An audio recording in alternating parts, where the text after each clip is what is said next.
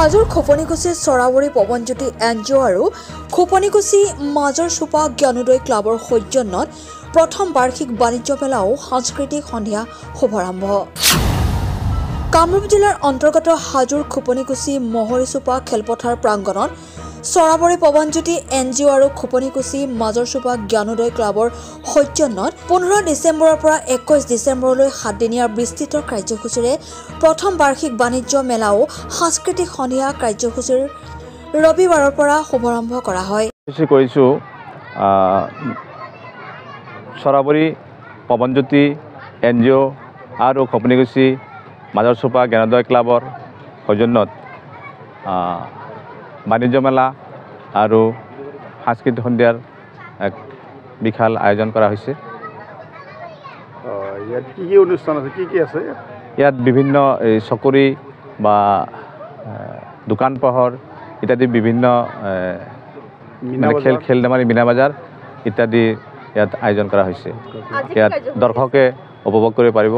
আজি এখন মিটিং আছে, আমি এই দ্বাৰ মুকলি কৰিব আমাৰ প্ৰকাশ চন্দ্ৰ দাস ডাঙৰীয়া তেখেতে।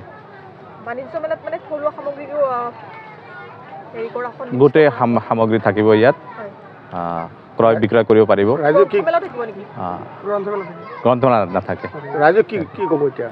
ৰাইজক এইটোৱে আহ্বান জনাইছোঁ যে ৰাইজে এয়া নতুন এটা বস্তু আমাৰ ক্লাবৰ জৰিয়তে যিখিনি ইয়াত প্ৰদৰ্শন কৰিব, বিভিন্ন খেল ধেমালি চকৰি ঘূৰোৱা এইখিনি যাতে শান্তশিষ্টভাৱে আহি ৰাইজে উপভোগ কৰক এই কামনাই কৰিছোঁ মই। নমস্কাৰ, মই লাইভ চেনেলৰ সাংবাদিক আপোনালোকক ধন্যবাদ জনাইছোঁ আমাৰ অনুষ্ঠানত অহাৰ কাৰণে। আমি বাণিজ্যিক মেলা যিটো অনুষ্ঠিত হৈছে ইয়াত সদৌ অসম ভিত্তিক বা সব ৰাইজক আমি আহ্বান জনাইছোঁ যে ইয়াত বিভিন্ন ধৰণৰ সামগ্ৰী আপোনালোকে ক্ৰয় কৰা বজাৰত চাই ইয়াত হয়তো কম দামত উপভোগ কৰিব পাৰিব। আৰু ক্ৰীড়া জগতৰ লগত কিছুমান বস্তু আমাৰ ইয়াত সন্নিৱিষ্ট হৈ আছে। সৰু সৰু ল'ৰা ছোৱালীৰ বা ডাঙৰ ল'ৰাত ইয়াত উপভোগ কৰিবলৈ পাব। আৰু সদৌ অসম সকলো ৰাইজক আমি আহ্বান জনাইছোঁ ইয়াত আহি আমাক বিভিন্ন ধৰণৰ সামগ্ৰীত উপভোগ কৰাৰ কাৰণে আমাক ৰাইজে যাতে ইয়াত সহযোগিতা আহ্বান কৰে এইখিনি জনাই মই আপোনালোকক ধন্যবাদ জনাইছোঁ। সেই অনুসৰি পুৱা সভাস্থলী চৌহদ চাফাই অভিযান, বৃক্ষৰোপণ, বাণিজ্য মেলাৰ দুৱাৰ মুকলি অনুষ্ঠান সম্পন্ন কৰা হয়। বাণিজ্য মেলাৰ দুৱাৰ মুকলি কৰে বিজেপি অনুসূচিত জাতি মৰ্চাৰ উপসভাপতি প্ৰকাশ দাসে। ইয়াৰ পিছতে মুকলি সভা অনুষ্ঠিত হয়। সভাত বৃহত্তৰ খোপনিকুছি অঞ্চলৰ শৈক্ষিক, সামাজিক, সাংস্কৃতিক, অৰ্থনৈতিক বিকাশৰ সৰ্বাংগীন দিশত গঠনমূলক আলোকপাত কৰা হয়।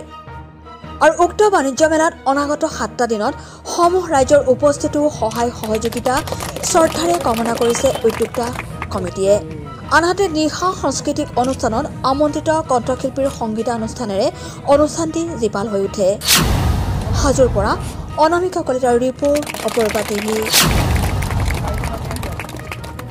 প্ৰিয় দৰ্শক, আপোনাক অপৰূপা টিভিৰ তৰফৰ পৰা বিনম্ৰভাৱে অনুৰোধ কৰিছোঁ, এই চেনেলটো আপুনি ছাবস্ক্ৰাইব, শ্বেয়াৰ, ফলোইং, লাইক আৰু কমেণ্ট কৰি লগতে কাষতে থকা বেল আইকনটো ক্লিক কৰি আমাক আপুনি সহায় কৰে যেন। আপোনাৰ এই সহায় সহযোগিতাই অপৰূপা টিভি চেনেলটোক জীয়াই ৰখাত বিশেষভাৱে সহায় কৰিব। যদি আপুনি অপৰূপা টিভি চেনেলটোক ফেচবুক, ইউটিউব বা ইনষ্টাগ্ৰামত সদায় চাব বিচাৰে তেন্তে আপুনি এতিয়াই চেনেলটো ফলোইং, ছাবস্ক্ৰাইব আৰু লাইক কৰি ওচৰতে থকা বেল আইকনটো বজাই দিয়ক আৰু অপৰূপা টিভিক সদায় উপভোগ কৰক। আপোনালোকৰ মৰম আৰু আশীৰ্বাদে অপৰূপা টিভিক আগুৱাই যোৱাত যথেষ্ট সহায় কৰিব।